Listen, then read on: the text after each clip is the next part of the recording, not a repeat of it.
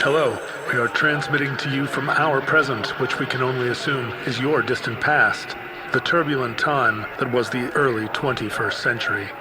Fearing the great cataclysm that will surely befall our civilization, we began this monumental reference of strange and obscure human knowledge.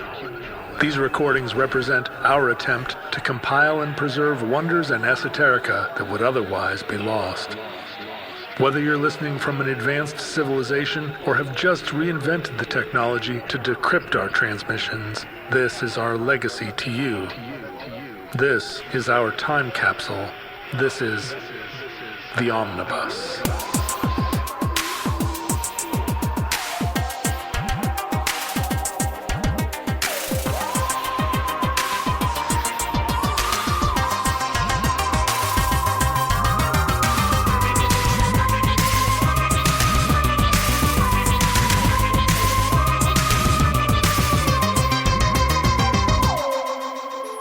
You have accessed entry 188.LU2101, certificate number 39770.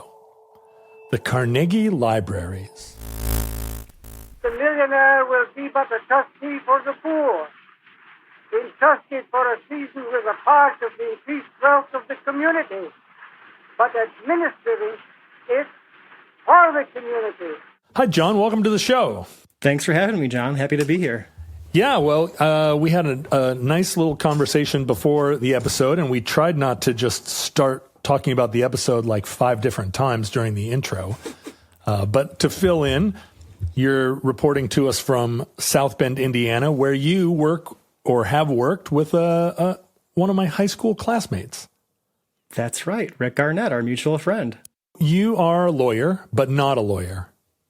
Correct. I have law degrees, but never practiced law. College administrator, professor. So I'm teaching a course about philanthropy and nonprofits. And do you feel like philanthropy was something that was in your household growing up? Like, did your parents have, if not like a philanthropic bent of their own? Did you live in a world in which philanthropy was talked about around the dinner table? I would say for me growing up, so I'm a Gen Xer only by about 3 months. If I were born a few months later, I would not be, but I'm very proud to be a Gen Xer, and so I claim it. Yeah, I think growing up in the 80s and the 90s in the Midwest, even if you were middle class, there was still very much an idea that you owe others and you have to give back to society. So I think that was at least a part of my growing up. I mean, I wasn't in a wealthy family. There was no family foundation, but even if you could do a little, that was certainly always encouraged. And you probably meet so many more young people than I do, or that most of our listeners do, who aren't in academics. Do you think that idea that we have a responsibility to give back is like still a shared sense, or do you think that that's been lost? Because I imagine if we went on the internet right now and posted something about it, there'd be 10,000 angry comments from people claiming that the young people have or that the world has gone to hell. But you see it right up close. I see it up close. I think overall, if you look at the data, you look at the trends, even if you look at it anecdotally, I think young people do want to give back. And like any generation before them, they want to know that the world was a better place with them having been here, right?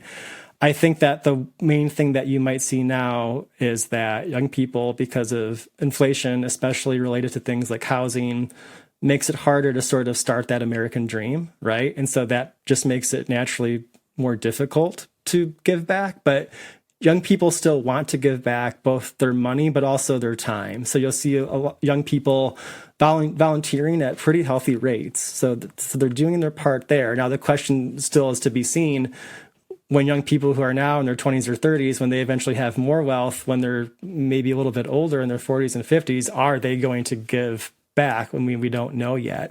Also, the other trend is young people are maybe more likely and receptive to giving directly to people in need. That's partly the rise of things like GoFundMe, where you can help out someone in distress right now or in need, as opposed to maybe giving to an organization, which was sort of philanthropy the majority of philanthropy for a long time was people giving directly to just vetted nonprofits that they liked.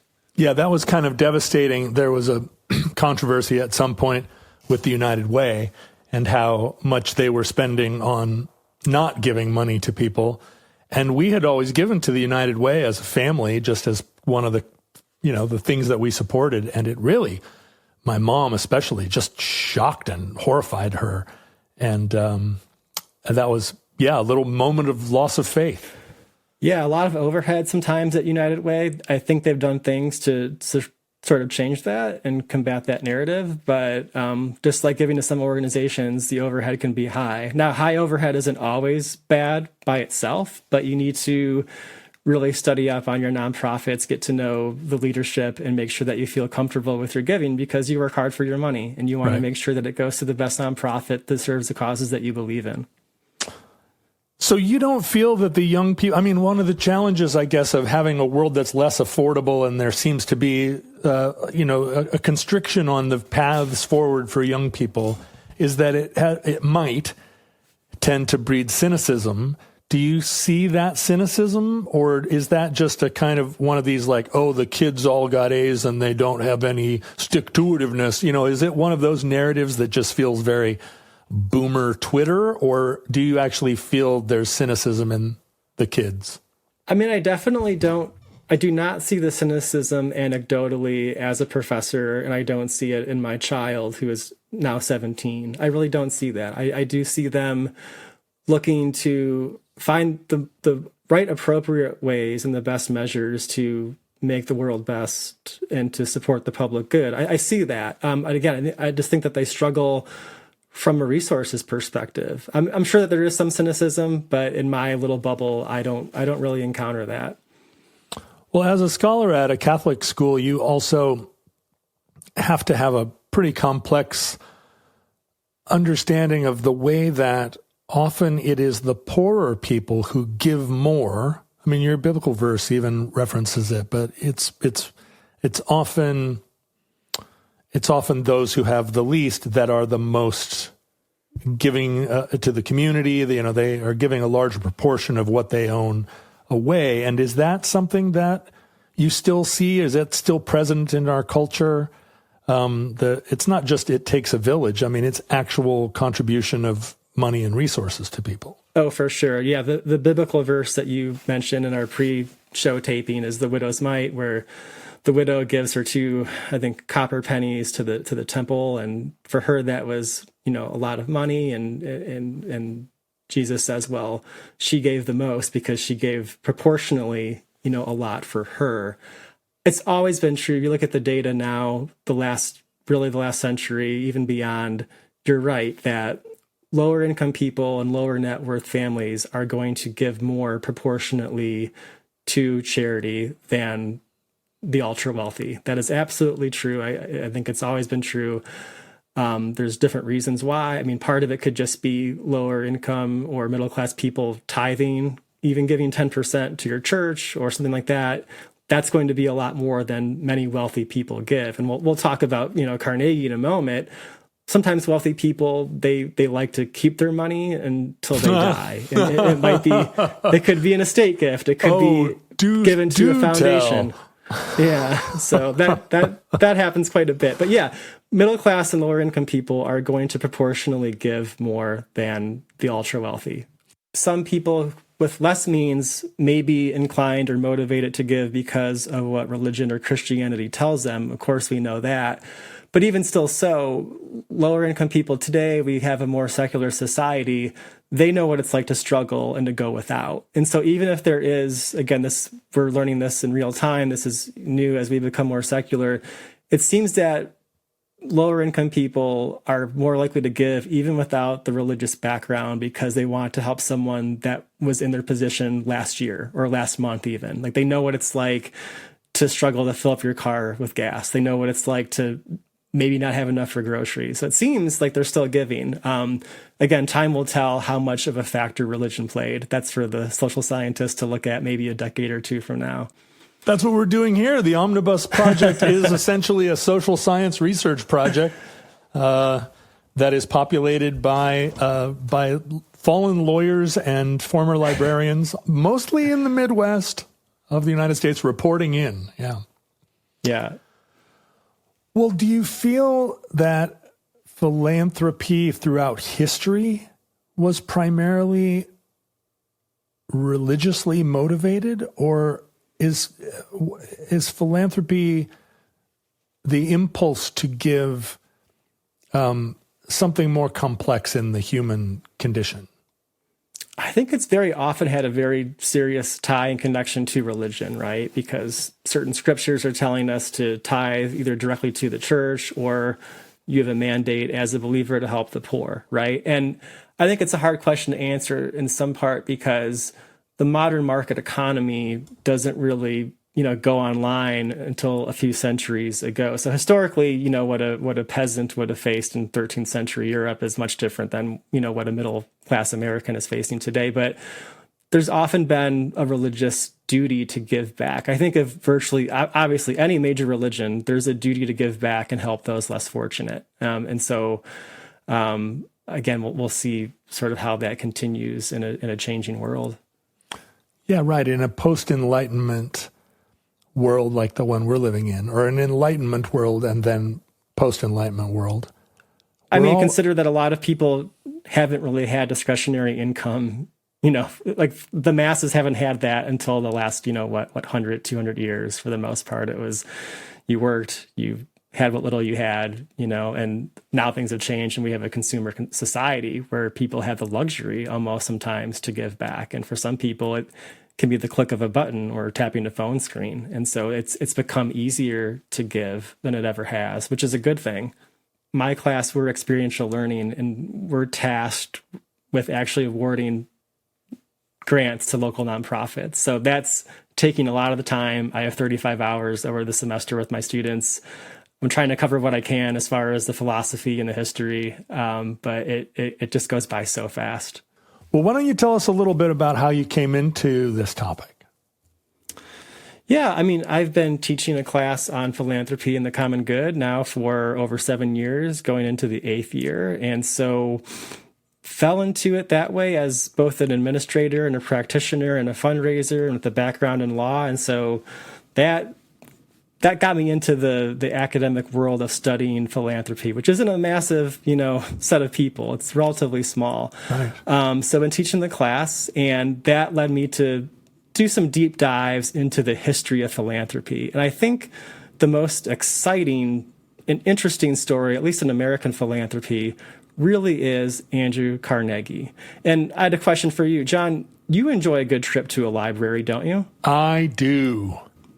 Yeah, I've listened to Omnibus for years, and I've heard you on more than a few occasions mention libraries, and I thought, have I got a story for John? And I'm sure you know that the industrialist and philanthropist Andrew Carnegie played a major role in building libraries across the United States. He did. But yeah, I bet that some Omnibus listeners are unaware just how major that role was, and I bet that you will be surprised to learn what state the Carnegie libraries are in today. Well, what's crazy is that Seattle has, I think, 6 Carnegie libraries that are still all are used as libraries. Oh, with the exception of maybe one. Well, that might be the punchline for the whole episode, so don't Okay. spill it. Yeah, there's one in Ballard that we're going to talk one, about. that's right. Well, don't tell the Futurelings just yet, Right, but that's that one was- of the punchlines. That was the one I was going to mention. But yeah, the other ones like University one and Yeah, Green Lake and Columbia City, they all are still, and they're beautiful. They're beautiful they libraries. really are. Yeah, we'll talk about numbers later in the episode, but Washington State had 44 Carnegie libraries. You're kidding me. So, Why? I'm Why not would kidding. he have cared about Washington in that way? Or what was the circumstances? His libraries were across the nation. They were in almost every state and territory. And so again, we'll get into numbers, but he builds, over 1,600 of them. And so they're everywhere. They're ubiquitous. And so Washington is no exception. You're worthy of libraries in Washington. Hell yes, we are. Can we talk just for a moment about Carnegie's childhood and upbringing? Because it's really going to help Futurelings understand Carnegie as a man and how he acquired this wealth, but also help them understand why he decided to give a lot of this money away. So he was Scottish. He was Scottish. So he's born in Dunfermline, Scotland in 1835. And his father was William Carnegie. Now, in Scotland, they would have pronounced the surname Carnegie. Right. But like many Americans, they change pronunciations or spellings, in this case, just the pronunciation. So they go from Carnegie to Carnegie. And his mother was named Margaret, and he was born in this small stone bungalow. And it was really just a room and a small attic. And in that house, William, he worked as a weaver. And he owned a hand. His father, yeah, William was his father. He was a weaver and had a hand loom, and it sat in the house. And he made fine linen cloth. And again, Andrew was born in that small bungalow. And times were pretty good. And a year later, they moved to a somewhat bigger house. But Andrew is able to start attending school at age 8, and he gets to go to the free school in Dunfermline, Scotland. And the school was a gift to the town by a judge and philanthropist named Adam Rowland, okay? So a non-religious school. I believe so. I don't know if there was an attachment to a Presbyterian, teaching or not, but the point is there's a philanthropist that gives them money, and that allows Andrew at 8 to actually have some kind of formal education. But Andrew develops a love for reading. He had a couple uncles on his maternal side, and they were we'll call them political activists. Okay. And they loved reading books, and Andrew loved them, and he picked up reading from these uncles. But the good times for the Carnegie family, they don't last forever. So I mentioned a moment ago, William, the father, he's a solo weaver who looms by hand, and now we're in the early 1840s. John, can you guess what might happen to William and his trade in Scotland in the 1840s as a weaver? The 1840s as a weaver, he's probably making kilts to attack the British. And I guess in the 1840s, the railroad, it's not canals. The railroad. It's not the railroad. It's the textile factories. They take over making linens and cloths industrialization at a massive scale, right? Right. And now William, again, the father, he could have took a job at the factory, but out of pride, he decides not to. Here. Stand up for your rights, right? Home weaver. But it really set the family back financially. It was really, really bad. Now, Andrew's mother, Margaret, she steps up. And for the rest of her life, she will be very close to Andrew and involved in a lot of what he does in his whole life. In fact, at one point, Andrew promises his mother that he will not marry until she passes away. Oh, my goodness. And he kept that promise, and he married much later in life and had kids much later in life because of this promise that he made to Margaret. That seems like a strange promise to make your mother. I agree. That is very, very strange. But we're learning about who he was and the man and how his childhood shaped him, okay? All right. Now, Andrew's mother's maiden name was Morrison. Mm-hmm. And her brother Tom Morrison was one of those fiery political uncles I talked about a second ago, okay? Mm-hmm. He made a lot of enemies around town because he's talking about labor rights and the working class, and people don't like him. Now, from Andrew's bedroom, he could see this beautiful estate called Pittencrieff Estate. And it's this beautiful place in town, and every year the owner invites the public to the grounds to stroll the gardens, and it's this amazing thing. It's like the county fair version of Andrew Carnegie's childhood. And there's games and there's food and all these good times. But the owner, he barred anyone from this annual event who was related to a Morrison. And is he an aristocrat or is he just a wealthy industrialist? I think he's an aristocrat, but he has this massive estate. So I don't think he's an industrialist, although he could have been, right? But again, he's inviting the whole town over for the big party of the year. Oh, man. But if you're related to a Morrison or you are a Morrison, you're not welcome. Oh, how bratty. So Andrew, young Andrew had to stand outside and watch all of his friends play and enjoy a day at this beautiful park. Oh, and it really, I think this experience really does influence the way that Carnegie thinks about things like equality, but also access to spaces. Okay. Right. Well, and also, nothing is going to make me want to start a steel mill more than a desire to have revenge against a Scottish aristocrat. Oh, well, we're going to get there, don't worry. For excluding me from his birthday party. Omnibus Futurelings know that I'm a longtime booster of Mint Mobile. And Mint Mobile right now is having a summer sale. All of their plans are $15 a month, even unlimited wireless plans for $15 a month through Mint Mobile. Omnibus has long encouraged people to free themselves from big wireless and all of their pricing plan gimmicks and gotchas and switch to Mint Mobile for high-speed data and coverage on the T-Mobile 5G network. Mint Mobile took what's wrong with wireless and made it right for premium wireless for only $15 a month. All plans come with high-speed data, unlimited talk and text. You can bring your current phone number and your current phone and choose between 3, 6, or 12-month plans to say goodbye to your monthly bill. Ditch overpriced wireless with Mint Mobile. It's so easy to sign up online, get 3 months of premium wireless service for only $15 a month. This is a very cool summer sale, and I highly recommend Mint Mobile for you and all of your loved ones. So to get a new wireless plan for just $15 a month, go to mintmobile.com/omnibus. mintmobile.com/omnibus, MINT mobile.com/omnibus. Cut your wireless bill to $15 a month, and there's no catch.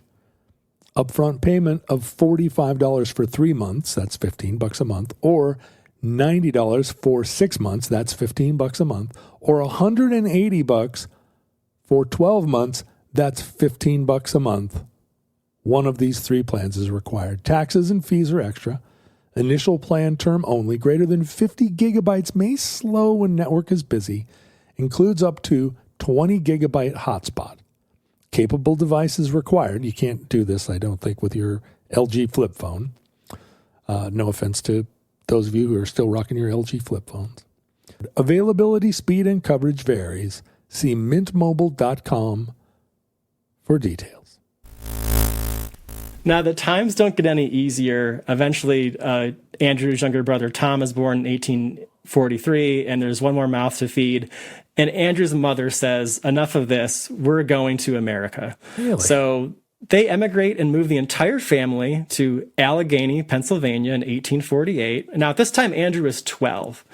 And off they go on all things. I think that you'll appreciate this, John.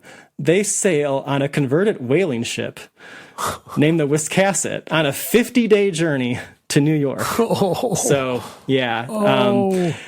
And from there, it's also an arduous journey just to get to Allegheny, Pennsylvania, right? They have to take steamer ships and all this stuff. Like it's a long, long journey. I have just a brief question. I guess we're going to get to this, I'm sure. But is the reason that Allegheny, Pennsylvania, and that part of Pennsylvania is the heart of the steel industry in the United States in the 19th century, just because the Carnegies moved there because there was she had some cousin or something? I always assumed that it was because of water power or there was something about the region or the environment that made it ideal for steel making. But you're saying it was just where they landed. It could have been anywhere.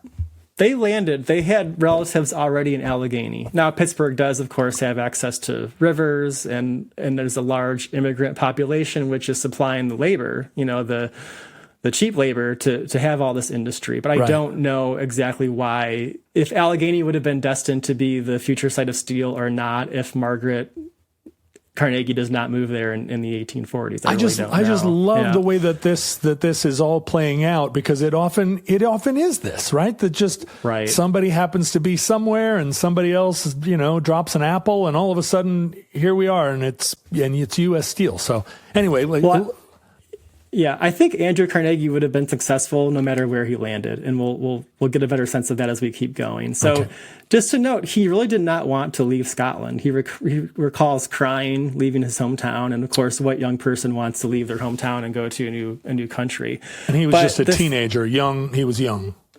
Right. He's 12, 13 at this time. Now, they had relatives, like I said, in Allegheny, and they end up settling in a slum neighborhood called Slab Town.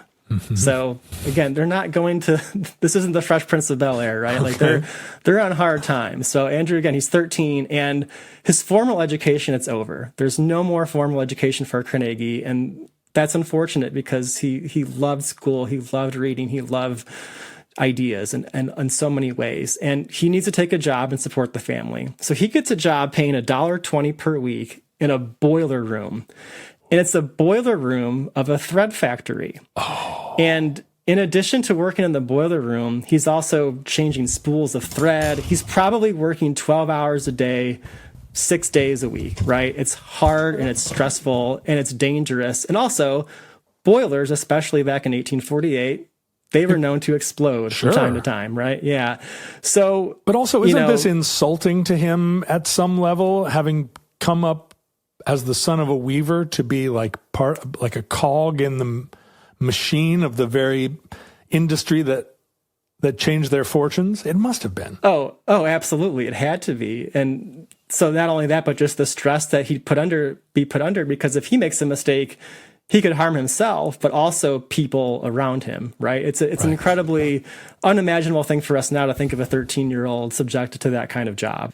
Now, Andrew's father, William, does, in fact, he comes with the family. He does, for a brief period, work at that same factory. He eventually concedes, and he says, I'll work, but he doesn't work there very long from what records show, and he would eventually die not many years later in 1855. So he did, for a period, work at the same factory with Andrew. Now, Andrew gets a lucky break. He gets a job as a messenger with the Pittsburgh office of the Ohio Telegraph Company. Not a great job, but certainly much better than being in a boiler room, right? And the job allows Andrew to learn all about local business, to meet people. And because he's a messenger delivering telegrams, he kind of knows what's happening in the community. He knows what's happening in the business world, right? And this is still before the Civil War. This is, and we'll talk in just a moment about Andrew in the Civil War because he plays a part. Now, when he's not running messages for the telegraph company, and now he's maybe 14, 15, he starts watching the telegraph machine, and he's able to understand how it works so well, in fact, that they make him an operator. Now, during this time, I should just note for a second, during Andrew's spare time, he's also pursuing intellectual things. He's in a debate society. He's still reading a lot of books. He's trying to get books wherever he can. That's often from wealthy individuals that might, lend him a book. At this time, a private library was not, a private library could be found, but a public library you really wouldn't see. You would see them sometimes in New England, in New York. But for most Americans at that time, there was little access to books, and the idea of a building that you could walk into and borrow a book for free was really a foreign concept, right? Wait, is that really true? Is that true in the United Kingdom? Where did the idea of a public library originate? I mean, there's some public libraries throughout British history, of course, but they're not in every town. It wouldn't be every town had a library. A small town wouldn't have a public library. They might have a society library where people would pay dues to have access to the books, right? But the idea that the library belongs to the town and has what Carnegie would eventually call access for all, that's really not a thing. And keep in mind, in colonial America and early American history, libraries are tied sometimes to parishes, especially to Anglican parishes, right? Eventually, I think Boston has a free public library early. Of course, Benjamin Franklin loves libraries, and you see those in Pennsylvania. But the idea that we have now where every public town, of course, go to the library, that's just taken for granted. At this time, that's not really a thing. Now, for Andrew at this moment, there is a library in Pittsburgh, and basically, Andrew loved to go to the library, but it was still what I would call a private library for the most part. And he was allowed to go, but eventually one day he was turned away from the library. And not because of the Morrisons, not again. Not because of the Morrisons, no, they're long gone. But it's because Andrew is what they call a working child. And he's not a school child. Yeah. They say, Andrew, you're a working child. You're not enrolled in school. And it used to be you could come here every Saturday, but now you no longer can. Was this a rich man's living room type of library or a parish library? What was the library connected to? Yeah, I think it's a library in town, but it's private. I don't know the location. It would have been in Pittsburgh. And again, he let school children use it 1 day per week. I see. But then again, eventually he was turned away because he was, again, a working child. Yes. But Andrew, he decides to write a letter to the newspaper. And he says, hey, this library was funded by a donor. And my interpretation is that he intended for this library to be open to all children, regardless if they worked or not. And it works. They respond to his letter, the library, they say, you can come here. And so Andrew learns that the power of the pen can really pay off, right? Now, I want to just jump forward a few years later to keep going. I want to get to the libraries, right? But now Andrew is 18. It's 1853. And a guy named Thomas A. Scott offers Andrew a job with the Pennsylvania Railroad as a telegraph operator and secretary. Because again, Andrew learned how to use telegraphs. He knows how to use all these machines. That's a cool job. And it pays $4 a week, which is substantial, not enough to support a family by any means, but it's decent money, okay? And Andrew sees this as a good prospect and a good reason to take the job. And of course, he was right. We know our history. The railroad industry in the 1850s was a really good career bet, right? Yeah.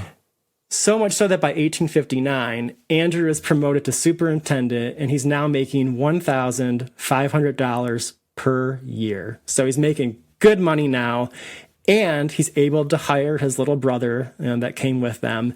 And so the family is stable. And at this time, Andrew is also investing in companies because he knows a lot about commerce. He knows what's what, and he's also making even more money off of his investments. You mentioned the Civil War. Do you want to get into the Civil War and Andrew Carnegie? Do I ever? Okay. Now, Andrew joins the U.S. Military Telegraph Corps. It was the thing. I was surprised to learn that myself. I believe it. And he assisted with telegraph lines and railways for the Union Army. So he's on the right side. Of course. He's on the right side, and he's doing his part. Right. And he even once joked that he was the first casualty of the Battle of Bull Run because, and it's hard to understand what happened exactly, but he was trying to free some trapped telegraph wire, and he was confronting Southern sympathizers, and this wire snapped, and it hits him across the face, and he has a scar on his cheek. I don't think it was very noticeable, but he had it, for the rest of his life. So Andrew was part of the Civil War with the telegraphs. He had a scar on his face because of his service. He was not in infantry.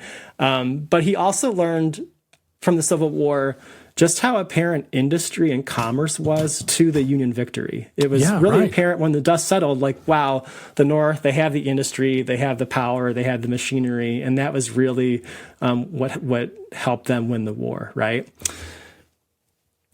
So moving out of the Civil War, Andrew founds what's called the Keystone Bridge Company.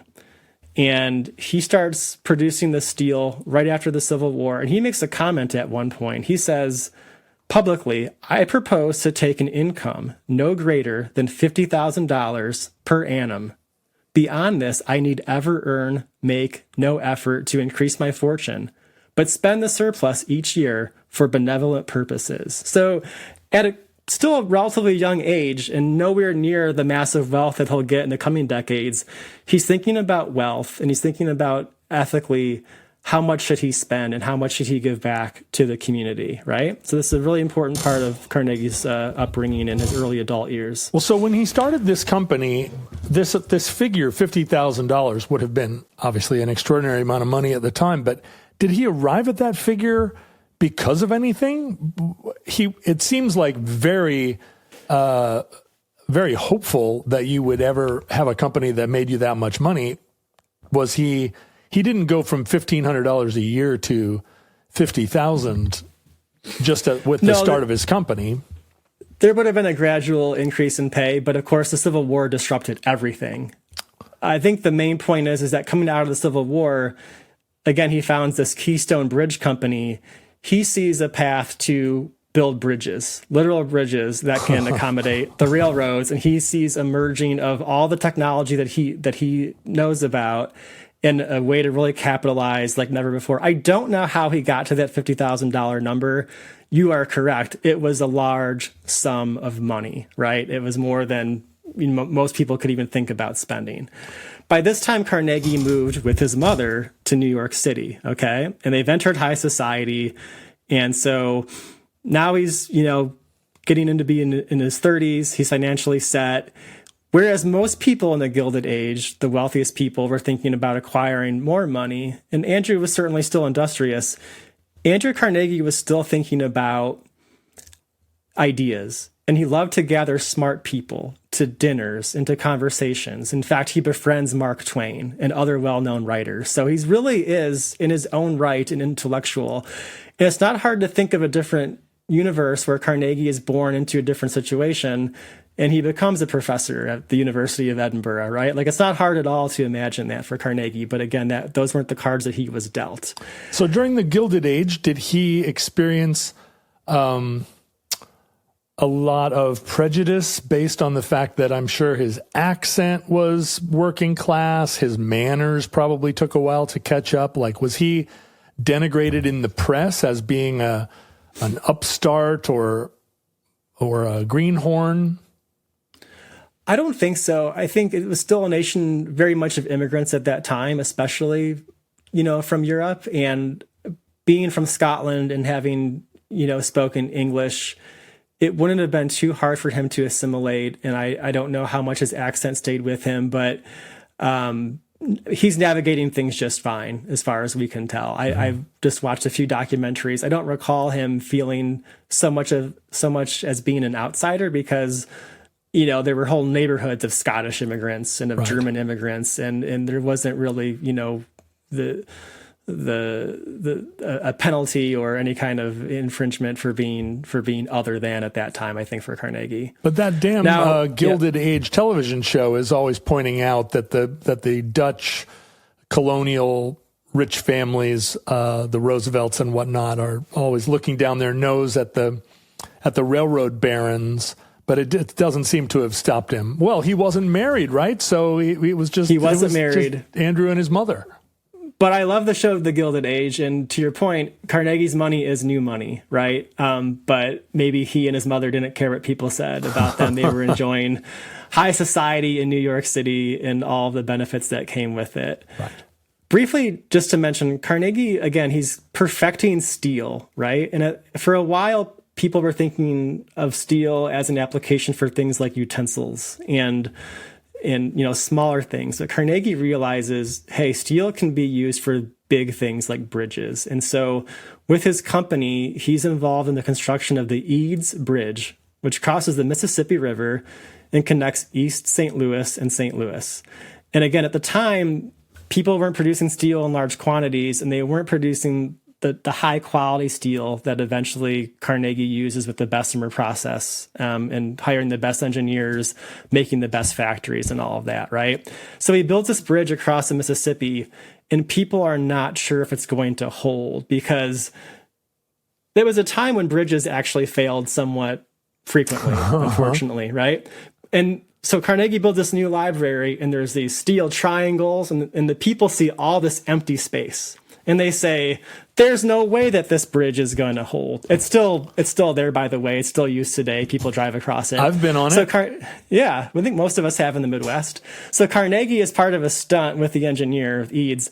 Upon its completion in 1874, they walk a circus elephant across the bridge to satisfy any kind of fears that people in St. Louis might have had about the bridge holding, which I just think is a great story. And the Eads Bridge, it's a huge success. It's finished in 1874, and now Carnegie has proven to the world that the steel holds and it can be applied for all kinds of things, whether it's rails, bridges, buildings. And so from there, his wealth really takes off, and he becomes, between 1875 and 1900, one of the wealthiest men in American history, right? Wow. So he would eventually retire in 1901 at the age of 65. Wow. And he sold what by then was now the Carnegie Steel Company to J.P. Morgan for $480 million. And then that led to the creation of U.S. Steel Corporation. So Carnegie's windfall here, or maybe not windfall, but his money is now the purchasing power today of maybe $19 billion. Okay? So no small sum. And yet still $19 billion would not even make him one of the 10 richest people in the world today. Yeah, you're right. There's different ways that people can measure how influential or how wealthy someone was. One way is what we just discussed as far as the purchasing power. Sometimes an economist might say, well, what's the percentage of the national GDP as far as what they have? But you're right. No matter how you look at it, Carnegie is quite short of the wealthiest people in modern society right now. I just looked it up here. The 10th richest person, according to Forbes, and I don't know if Forbes has any other purpose other than listing the rich people of the world. But the 10th richest person is Warren Buffett, and he's worth $150 billion. So almost 10 times as much. To get down to the $19 billion billionaires, we're probably hundreds of billionaires down. I agree. The one way in that Carnegie would be analogous to the wealthiest today is that he's still just the wealthiest, and that people want to know, what are you going to do with the money? Like in that way, it's similar, right? But as far as the purchasing power, yeah, he's well below the major, the wealthiest people today. So, but he's a celebrity in his time as like the richest. Oh, absolutely. Well, again, he's part of a class of other people. It's not just Carnegie. There's Rockefeller, there's others. But Carnegie is seen as sort of the first one to have this amount of money and also retire. And then people saying, like, well, what are you going to do with the money, right? Right. So basically, he decided to devote the rest of his life to philanthropy. And over the following years, he gave away 90% of his fortune. While he was still alive. Right. And he would leave some to a foundation that still exists today that bears his name and awards grants, but he does give away roughly 90% of his fortune. Wow. Either during his life or is set up an estate for the foundation. So one thing he does immediately in 1902, after he retires, is he decides to buy an estate. Now, by this time in Carnegie's life, he's actually going back and visiting his native Scotland from time to time. Mm-hmm. Do you want to guess the estate that he decides to buy? No, yeah, really? I know. It's such a baller move. Wow. I know. So Andrew Carnegie buys Pittencrieff Estate in Dunfermline, the place where he was forbidden to enter as a child because he was part of the Morrison family.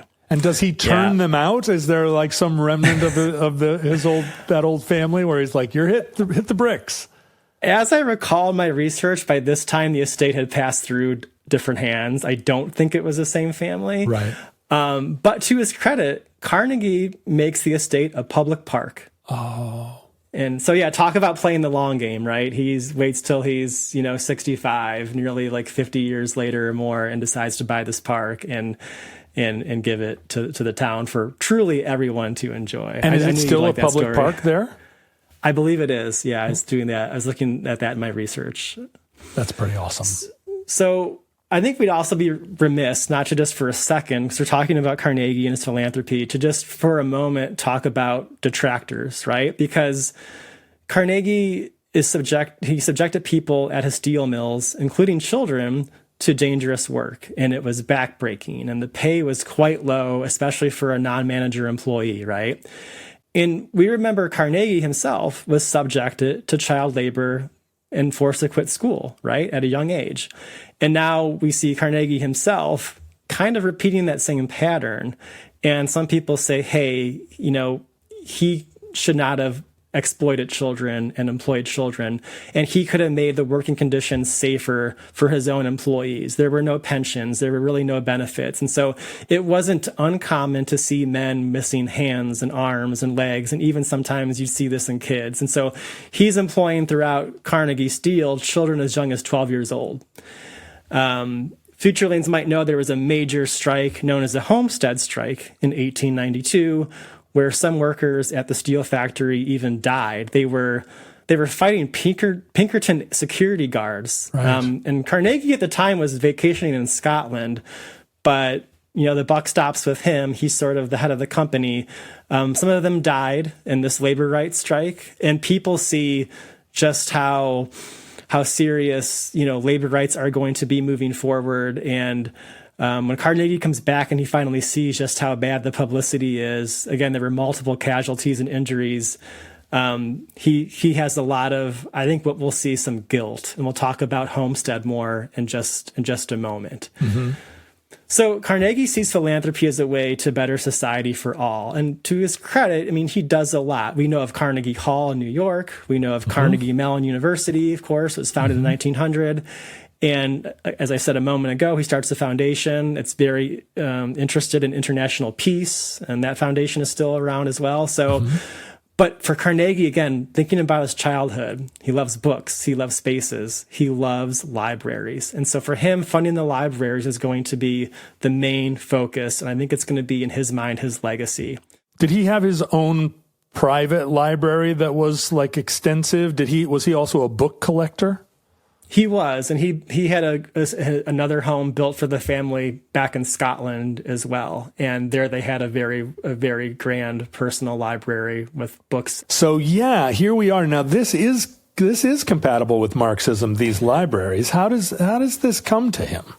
Yeah, so as we discussed, he used libraries as a patron, as a young boy, and he fought for the right to use libraries, and he was inspired by them. And he saw libraries not only as a place to get books, but also he saw them as places for social gatherings, a place to have a quiet space to read a book or a newspaper, but also to meet people. He was involved in debate societies. He envisioned libraries as the places where people could have, debates and, of course, in a really civil way. But he believed in the town, and that's why his libraries will often be in, the center of town. So the first library that Carnegie funds, and this is before he goes into his massive scheme to create thousands of libraries, but the first one he creates is in his Scottish hometown of, again, Dunfermline, Scotland. So he creates a library there. He commissions that in 1880, and it would open in 1883. And that's sort of the first one.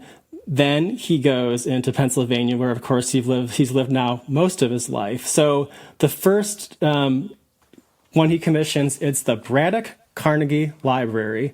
It's a historic public library and cultural landmark in Braddock, Pennsylvania. That opened in 1889, and it's widely recognized as the first Carnegie Library in the United States. And it's built in this medieval architecture style. Right. And Carnegie himself dedicated the library on March 30th, 1889. And John, you'll be glad to hear that the building is still there and still functions as a public library today.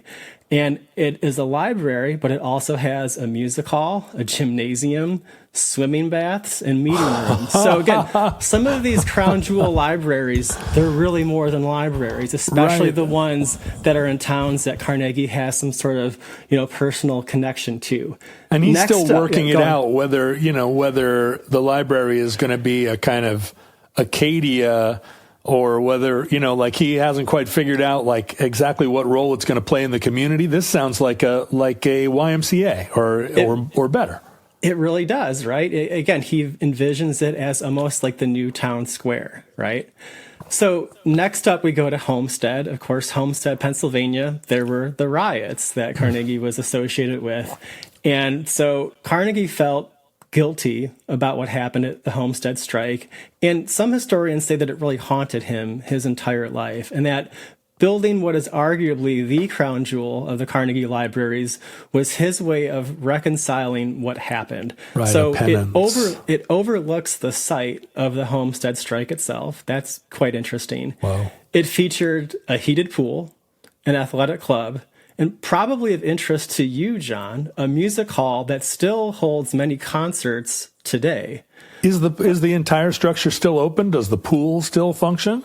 It's still open. I believe the pool still functions. I can tell you that the concert hall still functions. I was just on the website and they have, bands, comedians. I don't know the exact seating, but it's a sizable venue. So Cool. Maybe someday the Long Winters could play at the Carnegie Library, right? Inshallah. Wouldn't that be great? Yeah, it would. Now, it's still a library today. And of course, some of the criticism at the time is that the very people Carnegie employed, in these mills, they really couldn't use the libraries because they said they were worked so hard. Right. Now, so the first 3 libraries that Carnegie builds, like I just said, they're still functioning libraries. But I should note that most of the initial Carnegie libraries were in Pennsylvania. They had their own trust funds or their own endowments. And so they were not part of the town library system. And that's still true today. At first, they were owned by Carnegie Steel, and now there's a trust. So sometimes these Carnegie libraries in Pennsylvania, they're separate from truly the public system, and they would now be classified as their own nonprofit. So that's somewhat That's not true of Carnegie libraries across the United States, right? No, almost all of them are now and have been from the beginning part of the library systems in the towns. And we'll talk about in a second how towns would apply for funding and build a Carnegie library. Well, John, let me ask you, are these libraries being stocked with books that are coming from private donors, or is he buying books? Is he buying across this incredible card catalog of aspirational books, or how is he filling these libraries? I think for the first few libraries that he's really funding, he's giving some money to books, but really not a lot. So once he opens up the process for people to apply for basically a grant to build a library, that's one of Carnegie's conditions. He says, look, I'm going to give you the money to build the capital, the actual building of the library. But you, the town, you need to promise that you can generate enough tax revenue to operate the library moving forward, but also you need to supply your own books. I'm not giving you the books.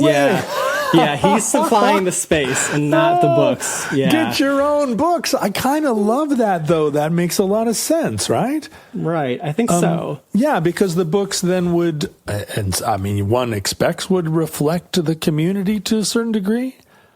I wonder, John, do you have the answer to this question, which is that the rise of public libraries must have suddenly created a demand for books in a way that hadn't previously existed. Books would have been kind of items that you would have to be somebody with enough money and leisure time to spend them on books. But now all of a sudden, a successful book would make its way to, but it would have buyers around the country and around the world.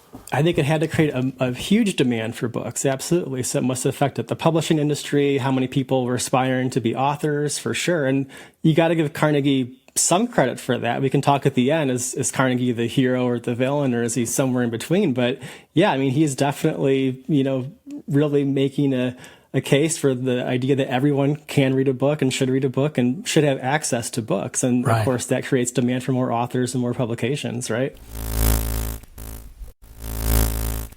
Carnegie has his first few pilot libraries that we just discussed. And then turn of the century, Carnegie says, hey, I want to open up a system where communities can apply for grants to build their own library. Again, not the books, just the building.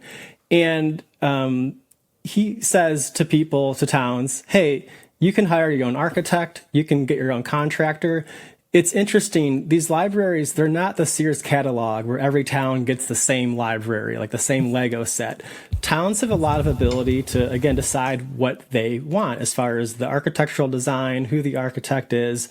They're often built and designed to account for natural light and function. So there's some, utilitarian aspect to it, but they are also just beautiful buildings. I mean, we can probably all picture in our minds a Carnegie library. They're often in that Beaux Arts architectural style.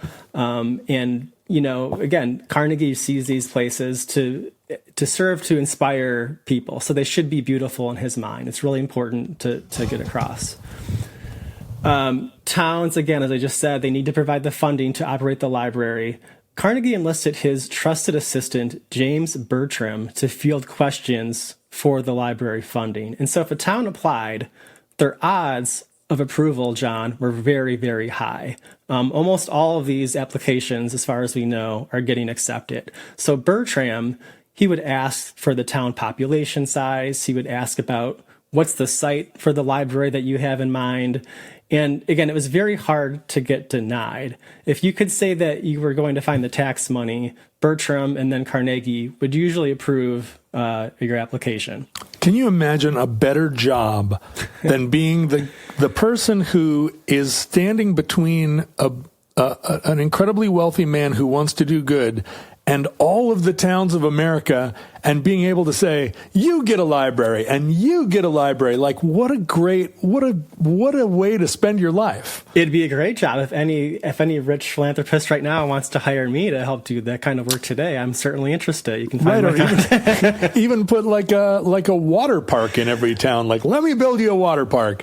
Right. These days, a library might not connect with people, but a water park. Yeah. Yeah. I think it's important to note, Carnegie did not insist on his name being on the libraries. Now, some do. Sometimes you will see the name Carnegie included on the front of the library. If that's the case, that was the town insisting that they wanted to do that. But Carnegie in no way required that, and oftentimes it doesn't. Sometimes it will just say public library or the name of the town and library. Again, Carnegie's own steelworker suggested that his wealth would be better spent improving working conditions for his own employees, right, rather than building libraries across the country. And to that, Carnegie replied, "If I had raised your wages, you would have spent that money buying a better cut of meat or more drink for your dinner.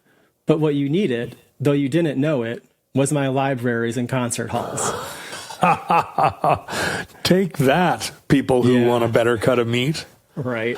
Well, let me ask you. So Bertram is asking, how big's your town? Yeah. Does that mean that he's got a scale? His budget is it varies. If you've got a 600-person town versus a 600,000-person town, how is he making that determination? Yeah, I mean, sometimes he would push back and say, what's the true demand for your town? What's the projection for how much it might grow in the next few decades? But again, Carnegie's wealth was just so large that he could really fund almost all of these libraries. So let me just tell you some of the numbers. This might help you understand. Carnegie funded the construction of 2,509 libraries between 1883 and 1929, making his library program one of the largest philanthropic building efforts in history. So again, over 2,500, and that's worldwide. That's a lot of libraries. It's got to be one of the biggest public works. I mean, that rivals the Roman roads. It really does. It's an amazing accomplishment. We'll see if you still feel that way when we get to the end and we learn about how these libraries are operating today. So here's the breakdown. So within the United States, about 1,679 libraries, and that number doesn't even include the nearly 100 university libraries that Carnegie gave funding for, right? Oh, no way. Yeah, so gave money to about 100 universities for their academic libraries. But as far as towns, again, about 1,679. So you're saying there's 900 libraries that aren't in the United States? Correct. Now, there's about 660 in the United Kingdom and Ireland. There's about 125 in Canada. These are mostly the English-speaking world, although not entirely. There's some in Australia, some in New Zealand, and even small numbers. So countries like South Africa, Serbia, Belgium, France, Malaysia, Fiji. So they're kind of all over, but those are sort of one-offs. They're mostly in the English-speaking world and mostly in the United States. And are they connected by any kind of network? Are they coordinated? If you're in Malaysia and you have a Carnegie Library there, does it have access to the collections of other Carnegie libraries? That's a great question. I would have to guess no, given the time, that it would have been really hard to communicate, but I really can't say for certain. That's a great question. Yeah, right. If you sent a letter, or if your librarian sent a letter to New York City, would they send you a book that they couldn't find? Yeah, kind of like how a public system would today if there were different branches, right? Right. I want to say probably not, although it's a great question. Okay, let's drill down on the United States. So most U.S. states and territories won at least one Carnegie Library grant. Even Hawaii, of course, a territory, had one grant, and the library still stands today. So there were only 2 states with no Carnegie libraries. One was Delaware, no Carnegie library. John, do you want to guess the second state that doesn't have a Carnegie library? I know. Because if there was a Carnegie library in the great state of Alaska, I'd already be aware of it. Yeah, it was Alaska. So none for Alaska. Delaware, I guess Delaware is so small that they can go to the Carnegie libraries in Philadelphia or Baltimore or Washington D.C. They don't need one of their own. Is that the logic? That could have been it. Maybe no one thought to apply in Delaware. Maybe they had the funding on their own. I really don't know. But yeah, Delaware and Alaska. I thought you'd enjoy that. Yeah, that's a little hard. But some good news. Washington State was awarded 44 libraries from Carnegie. And yeah, go on. Well, so I can see, the city of Seattle, which I know has a handful of libraries, or a half a dozen more, just in Seattle. Mm-hmm. And I can see Seattle, booming town, and they always had a pretty high opinion of themselves. And towns like Bellingham and Olympia, sure, but like, how were they able to even find that many wide spots in the road in Washington in 1902? That's a great question. I think that they're maybe still ahead of time as far as zoning, and they maybe have the space, but that was a requirement. And Carnegie probably wasn't going to fund your library if it was nowhere near the town. I mean, how many did you say? 40? 44 libraries within Washington State. Wow. Yeah, we'll talk about Olympia near the end. You know what that feels like? That feels like an incredible road trip. It does. I'm going to visit every Carnegie library in Washington State. That just feels like, because to visit everyone in the United States would be, that's just one of those walk around the world things. How would you even do it? But to spend like a week and just driving around Washington, like all you have to do is kind of touch the front door, and then you've had a sandwich there or whatever, and on you go. It'd be a great local road trip weekend for sure. It would. My home state of Indiana was awarded the most library grants, 165 library grants from Carnegie to the state of Indiana. But the point is that they are everywhere, and I'd be willing to bet that most Futurelings, in the United States at least, live relatively close to a Carnegie library or a former site of a Carnegie library. Well, John, let me ask you this. Out of the 1,679 Carnegie Library buildings that were constructed in the United States, how many do you think are both still standing, but also still function as libraries today? That's a good question. Just as a side note, I just Googled how many towns are in Indiana, and although there are 447 municipal town governments, there are only 120 incorporated cities, meaning almost every incorporated city in Indiana has a Carnegie Library. It seems like the governor or someone at that time in Indiana knew about the Carnegie Library application, and they insisted that every mayor in town maybe apply for the library to get the free ones. I'm not sure. But in answer to your question, here in Seattle, and I know you intend to get to Washington State. I don't want to leap ahead. But we had the biggest one, the greatest one, a library that should still, live as the center of the city, was torn down. And torn down during that era of this building's musty. We're going to tear it down and build a mid-century modern piece of garbage. And then they tore that down and built a space station in its place. Oh. And there's one library in Ballard that's like a nightclub. We're going to talk about Ballard. That's on my list. But I know the one in the University District is still a library. Mm-hmm. And I think the one by Garfield High School on 23rd is still a library. So I'm guessing a third of them are no longer libraries, were torn down or no longer work? So our best estimate out of the 1,679 is that about 750 are still libraries. So about 44%, as far as we can tell. These numbers, they change a little bit over time, but about 44% are still libraries. And again, they were all built mostly about 100 years ago, maybe little bit more than that. So that's where we're at right now. And how many of those do the buildings still stand, but they've been repurposed, and how many of them were just torn down? Yeah, great question. So at least 243 have just been demolished. They're gone to history. They're gone forever. It's likely that at least a few more than that, but it's at least 15% are just gone, right? Either the town neglected it and decided it was best to build a new library that was more modern. The repair and the upkeep, can be expensive for these older buildings. So again, 15% at least are just gone. And then others are now either in private hands or still in public hands, but serve as things other than libraries. So people have bought Carnegie libraries and turned them into private homes? There's a home in Massachusetts. Yeah, there's a couple homes. So it's also important to note that you're asking about how many of them are still libraries. Part of the reason that the libraries fell into disrepair was that towns, they basically lied on their applications, right? So they were inflating their population numbers. They were overestimating, sometimes in good faith, sometimes in bad, how much tax revenue they could generate for the library.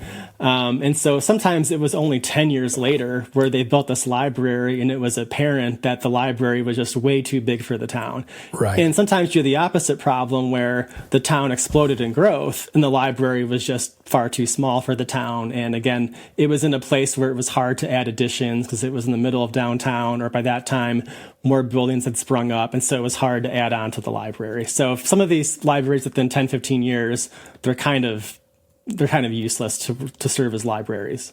Which is interesting because the Great Depression would have been, 30 years later, right? And I would assume that in a time like that, a public library would have been a real boon in a lot of places, just given that it's a form of entertainment that's free to everybody. And it seems very, works progress administration coded to overuse that coded appellation. But you know what I mean? Like, I think of libraries as being, public libraries and public works as being this kind of 30s concept of like what a city or a town would rally around. It's a great point. And I think that the libraries truly did provide those benefits to most of the towns for a decent period of time. I think the question for us now, if we're trying to grade or evaluate how good this philanthropy was, you have to consider if half the libraries are no longer there and it's only 100 years later, is that good enough or not? Like, that's subjective. People can answer that themselves. Right. But then, of course, when you talk about them falling into public or other public uses or in private hands. So some libraries over time were sold by local governments. Notably, there's what's called the Carnegie Library to Pub phenomenon. Oh, and no way. It's actually a thing? It's a thing. So some libraries, they become, library annexes or the mayor's office or all kinds of public things. But often when they're sold to private interest, they become pubs. It's a thing, the Carnegie Library to Pub phenomenon. And It kind of makes sense because Carnegie libraries, they have high ceilings. They're often located in, again, central downtown area where people like to gather. People might now live in subdivisions. If they go downtown, it might be fun to go to the old Carnegie Library building and, have a nice meal and have a drink. Right. And they're cool buildings. One example of this is right by me. So what is the old Mishawaka Library? Mishawaka is the town just next to South Bend. There's a very popular restaurant called the Jesus Latin Bar and Grill. Shout out to Jesus. But it's sort of like this hipster restaurant that people love to go to. And it still retains a lot of the charm of the library. The second floor, it's used for private events, but they keep bookshelves up there. And they have what appear to be books, but they're actually the fake books. Like when you see the plastic, right, book linings at IKEA or somewhere, that's not real books. They have those up there. But to their credit, they keep that library atmosphere, and it's kind of neat. Also within Indiana, in Carmel, Indiana, I was at this restaurant a few months ago. It's called Woody's, and it's in this beautiful library in Carmel, Indiana. good restaurant, great food. And so you see, again, the bookcases, the general setting, you feel like you are in the past and you appreciate the past. And so those are some of the examples of the library to pub. And we'll talk about a couple in Washington State in just a moment. So are these buildings that are still owned by the city and leased by these clubs? Or are people, because some of these clubs seem a little, although cool, like the building is out of scale of the business. Are it can they be really? Both. Really? It's usually sold. So I'll give you one example at the very end of one that is leased, but it's usually sold. It's usually the town has the power legally to sell the building. Carnegie didn't have any strict gift agreement or grant agreement that said you need to hold this library for 500 years or in perpetuity. He wasn't thinking that way. So the towns have the legal authority to sell the libraries, and often they want to just flat out sell it than lease it because they want to rid their hands of it. Because again, of the maintenance, the upkeep. So it's going to be a sale. Some of the Carnegie libraries become hotels.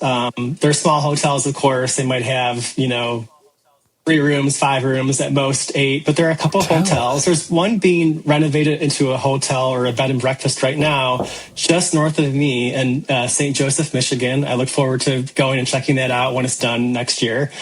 Again, you asked about homes. So yeah, there's the famous one in Rockport, Massachusetts, where a private individual family bought a home. It looks beautiful. So they used that architecture and they made a beautiful home out of it. Another one near me in Niles, Michigan is now a comedy club. So again, you can see they're doing everything. Okay. Another example in Moline, Illinois, a Carnegie library. It's now, it's called the Sound Conservatory, a music school piano showroom. You see a couple of those too. They kind of make sense for music. Again, they're beautiful buildings. They have high ceilings. You can think of the acoustics as being relatively okay. And so that's also a common thing. So on to Seattle. So the Ballard Carnegie Library, one of the most interesting surviving Carnegie Library era buildings in the Northwest. So it was built in 1904 in what then was the independent town of Ballard. Right. That's not part of Seattle at that point. It was a $15,000 grant from Carnegie and also some local funding. And the architect, Henderson Ryan, it's a fairly classic idea. It's a neoclassical revival style of library. Mm-hmm. Beautiful brick, raised foundation, prominent entrance. Again, 1904.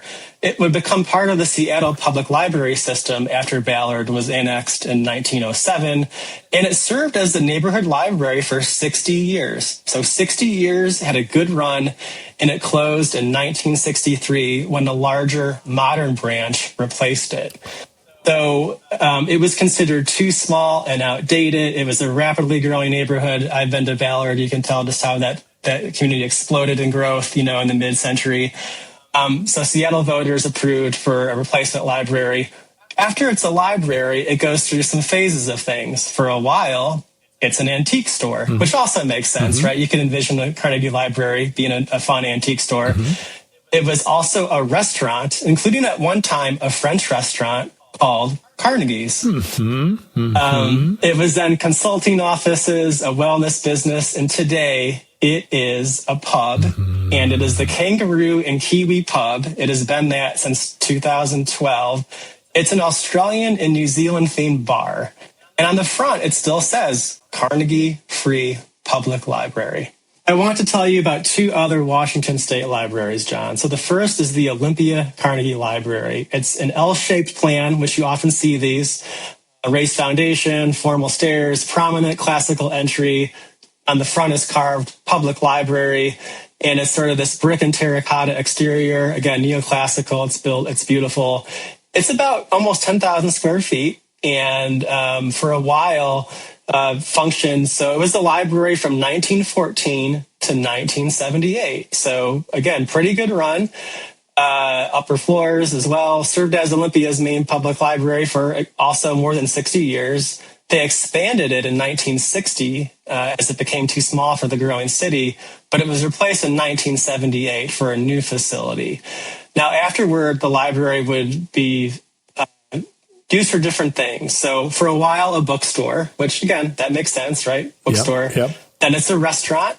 For a while, it becomes a church. I'm not sure which denomination, but it was a church for a while. You could see that too, yeah. You could see that. And then for a while, it's office and mixed commercial space. But most recently, it is undergoing a redevelopment into a hospitality club concept. And it's referred to as the Carnegie Whiskey Library, which aims to preserve interior historic features like woodwork fireplaces and even old service elements like a dumbwaiter. But they're currently renovating that right now. So if listeners want to make a field trip over to Olympia, at some point in the near future, it's going to be basically, from what I can tell, a whiskey bar. Okay, on to Everett. Yeah. So Carnegie funds the Everett Library, $25,000 in 1903-4. It opens in 1905 as Everett's main public library. Served during a period when Everett was growing rapidly in lumber, industrial city. And like many libraries, it became too small pretty quickly. So by the early 1930s, the space is overcrowded. It had an auditorium, like a lot of Carnegie libraries. They were using the auditorium to stack books, and it was a children's reading area. So it really was a cramped space. So in 1934, Everett opened a new library downtown, and the Carnegie Library closed in 1935. So it really didn't have a very good run. It only had about 30 years. Now, after its time as a library, you'll appreciate this, or you'll find this interesting. Between 1935 and 1980, you don't know what this was, do you? No. Growing up in the area, you don't know it. So it's a funeral home from 1935 to 1980. Wow. The Cassidy Funeral Home. Yeah.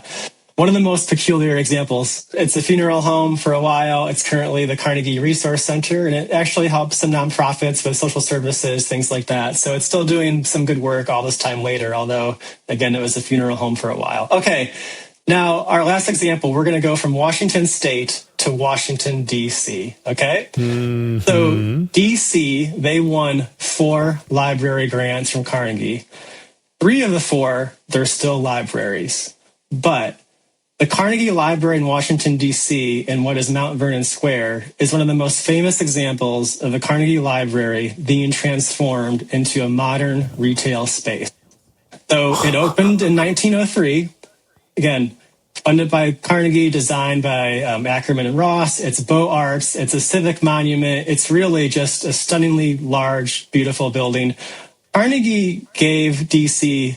at that time, $250,000 to build just these 4 libraries. So it was sort of their system. Yeah. And the one that we're talking about now, it's the crown jewel. Go on. That library is so gorgeous. It really is. There's an element of it that almost is Roman, sort of Roman Empire. It's got, it's got archways, and I just feel, it feels very much like something you would see in Rome. Mm-hmm. One interesting note is that the Modern Giving Pledge, which was formally announced in 2010 by Bill Gates and Warren Buffett, where they're pledging to give away, at least half of their wealth, they actually went to this library in Mount Vernon to have an event and make this announcement. So they're sort of using the library as a backdrop and, citing Carnegie's own philanthropy as an inspiration. Mm-hmm. By 2016, the Mount Vernon DC Library was destined for a new chapter. It is now in the hands of a private company, and it's leased. It's not owned. But John, do you want to guess which company has control of this beautiful library in Mount Vernon? Company? What company? Amazon? Are they using it as a distribution center? That would be pretty bad. It's not Amazon. Who could afford it? I mean, it couldn't have been turned into like offices for Google. I have no idea. Okay, so it's Apple. Apple? What are they doing? It's now an Apple store, has the logo and everything. I'm looking up. Oh my God, you're kidding. An Apple store? So in 2016, in 2016, Apple signed a long-term agreement to restore and lease part of the building. So they don't occupy the entire space, but they have the prime space in the building. Because it's such a big space, there's still a DC History Museum. There's research exhibitions about the Washington Library history and even about Carnegie himself and the libraries. But Apple controls the store, and there's a neon Apple sign on the front of the building. The way Apple stores are built that are just like giant open spaces, tables, but they often had really tall ceilings. They feel cavernous, and they're meant to inspire awe. You could see the rotunda of a library being. I could see it as an Apple store. I'm very curious about the lighting in there. Yeah, I've never been in person. I'm dying to go. So next time I'm in the Beltway, I'm gonna have to go to the Apple store. This leads us to the question is just how effective Carnegie's philanthropy was. These libraries, they're buildings and they tumble, as buildings almost always do. And so without question, they help people discover books and become more educated in an era of American history when books and inspiring public spaces were still, somewhat uncommon.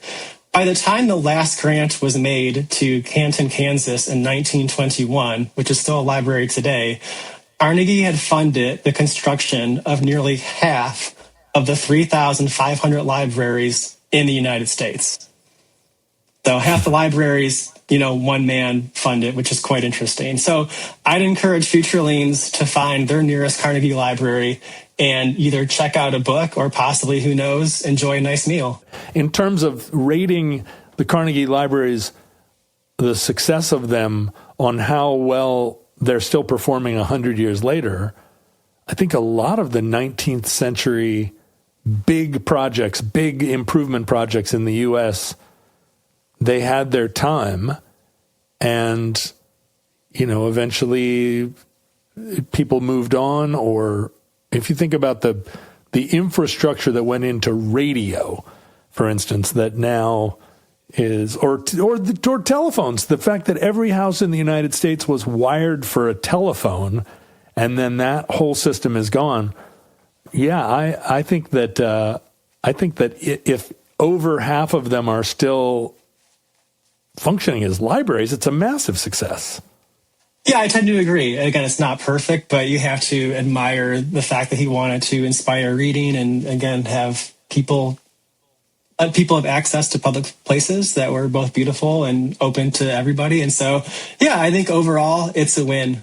In the U.S., of course, Carnegie and Rockefeller are used as examples both by people that believe in the accumulation of wealth as kind of an American principle, and you can be a wealthy person, and look at what these big wealthy individuals are capable of doing. They improve the lives of so many. It's in some ways it's the trickle down theory of economics, and they're also these guys, Rockefeller and Carnegie in particular, are pointed to as examples of robber barons and rapacious industrialists that not only don't allow their workers to have a finer cut of meat because they have these lofty ambitions, but Carnegie is judged both as an American hero and also as a forerunner to a kind of criminal accumulator. Like, how do you rate him as an American? Yeah, I mean, his legacy is both, right? He's the guy who generated just so much wealth off of the backs and the safety of people, including children. And you can't overlook that when you think about, children at these steel mills, losing hands or limbs. It's just so repugnant to us today, right? So I don't want to give him a pass and be like, give him an A-, like he built these libraries. I think it's really hard to judge anyone, I think, looking back, a century or more. So you get the sense that he believes in the power of education and he put his money behind it.